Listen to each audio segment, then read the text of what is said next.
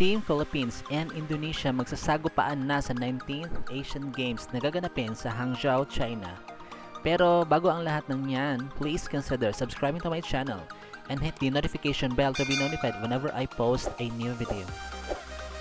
Para sa first game ng ating Philippine Men's National Volleyball Team in Pool F of the preliminary round, they are gonna go up against formidable Indonesia on this day, September 19, 2023, Tuesday. Debut game nga ito for both teams na naghahanap ng kanilang unang panalo sa tournament. Kaya naman as much as possible, they have to draw first blood dahil ito ang magsisilbing momentum booster nila nang sa gayon ay maging mataas ang kanilang kumpiyansa para sa mga upcoming games.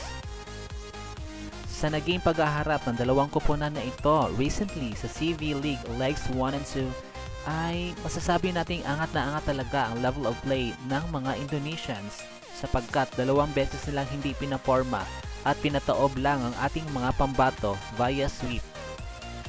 Kaya naman sa muli nilang paghaharap sa 19th Asian Games, i-expect natin na magiging dominant pa din ang Indonesia pero alam nating lalaban ang ating mga kababayan at gagawin ang lahat ng kanilang makakaya, knowing that napabalita ang Indonesia ni si Riva Nurmulki na nagka-issue nga ito recently at posibleng masuspinde sa paglalaro sa international leagues and in the national team for at least 1 year.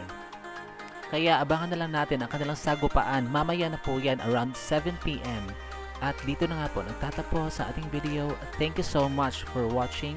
Huwag niyo po kalimutan mag-subscribe sa aking channel to be in the know about the latest snippets regarding the international stint of Team Philippines.